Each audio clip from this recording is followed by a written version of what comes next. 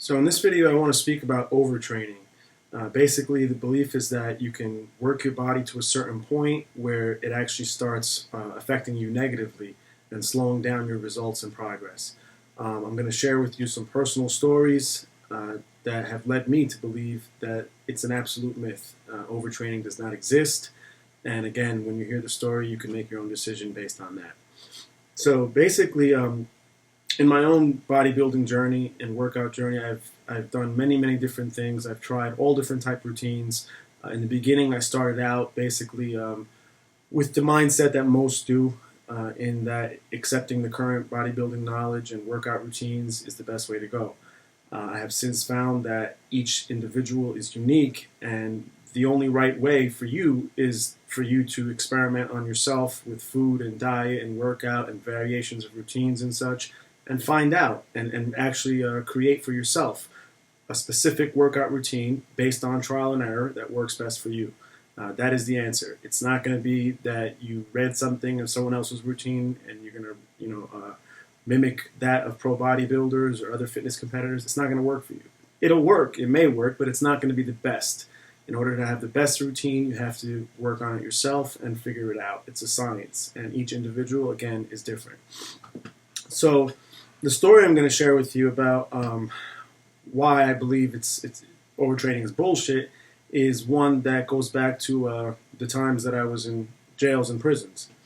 And basically, in maximum security settings, where everyone there is facing, 40, 50 years or better, everyone there is a violent criminal. I mean, it's the worst of the worst.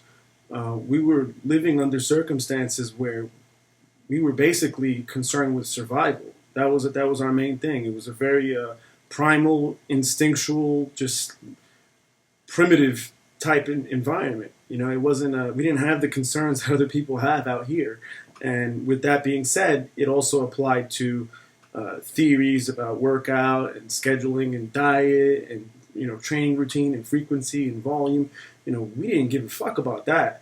We were all basically just working out like animals all day, every day, as much as we could. And I'll tell you, in my own experience, I've never seen people gain better results than in those type environments. And I've observed that the more dangerous the environment, those that work out typically respond even better because it's nature. They're not training to impress you. They're not training to make themselves feel better. They're training because we were at times at war. And it was a dangerous place, and people needed to survive. And in order to survive, they needed to become their best. They needed to become stronger. They needed to become bigger. There was a psychological factor where if you're the little guy, you're fucked because people are going to automatically assume that you're an easy target. So people needed to gain some size on them, and they did. Those that worked out, and basically, like I said, we worked out every single day, and depending on where I was at what different time. There were environments where we had no weights at all. In the beginning, in county jails, there were weights. And again, in those maximum security units, we were getting so big, people were putting on so much size that the guards, the COs had to basically beg and plead with the administration for years to have the weights all removed. And that includes the state prisons as well, because they just couldn't keep up. They had their own workout room, gyms that were top-notch, everything. And, they were all on steroids, the cops, for the most part, and they could not keep up. They couldn't keep up with the gains that the prisoners are making just because, again, they're lifting in their own way with their own limited mindset. We were lifting for a whole different thing. We were preparing for fucking war. And, it just, it showed in the results. And so, again, work out every day. And under certain circumstances, we had the weights. Under others, we didn't. At times in solitary confinement, I had nothing. I had a metal bed and a little concrete floor. So I would work out and I would do push-ups. I had a light fixture that I found a way that I could hang on, and I would do pull-ups in the room. So I do pull-ups, I do push-ups, I do body weight squats, I do ab work, but I just do it all day. I'd be doing up to 1,500 push-ups every single day. I didn't give a fuck about overtraining. And the results were there. During that time, I had the best gains that I ever had in my life. And that goes for my friends as well. So when we had no weights, we used that. Other times we improvised. We used water bags, garbage bags that we basically filled up with water. And we created handles to hang those bags off of out of magazines. You roll the magazine up real tight, tape it up, and create a handle. So we were just rigging things to work out. Other times when I had other people with me but no weights, we'd use them. We'd use our workout partners as the weight, as the resistance. I would squat with my friends sitting on my shoulders. I'd do deep squats like that. Do push-ups with them on my back. So there was a lot of ways that we improvised. But the point is that we had such limited resources. At times, again, no weights at all, and yet we continued to make gains, working out all the time. It didn't matter that we hit the same body part every single day. We would work out 2 times a day, 3 times a day. It didn't matter. And it was because we were not limiting ourselves psychologically and subconsciously in believing any of that bullshit, any result of any scientific experiment. We didn't give a fuck about that. We had the reality to deal with that we were in. We were at fucking war. It was gang wars. It was race wars. It was everything. It was Bloods against Crips, Nietas. It was Kings. It was Mugres. It was fucking everybody. Everybody just mixed in there. And because of that, I've come to the conclusion that overtraining is a myth. It cannot exist.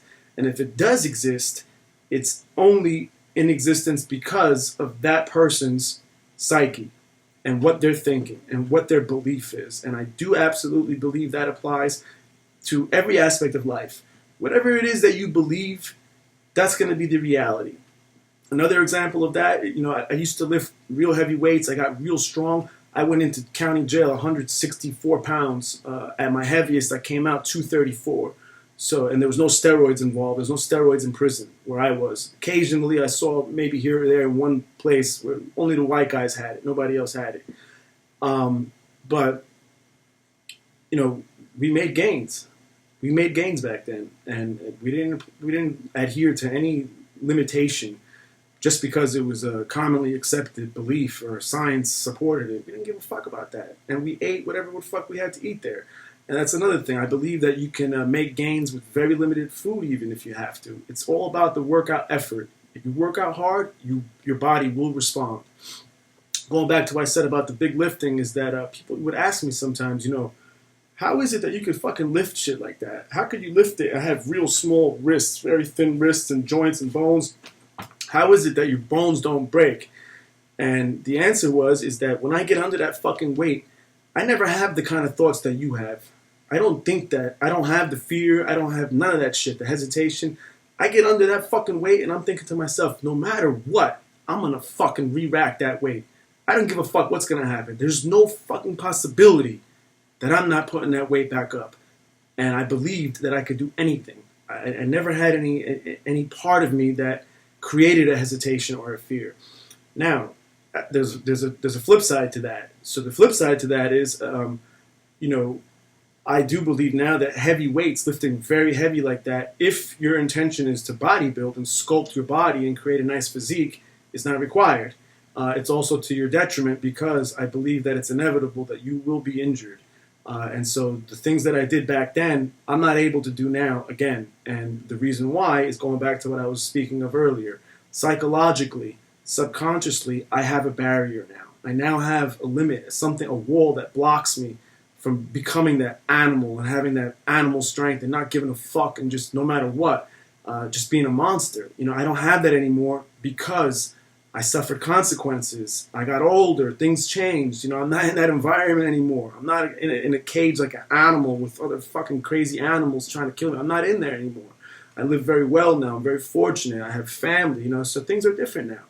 But though I'm still the same person, again, it's those barriers have been created as a result of my injuries. So, you can believe you're invincible and believe that you can lift the world, but once you suffer a great injury that takes a long time to recover from, you'll never be the same. You'll never be able to do the same as you did prior because subconsciously you'll have a barrier in place.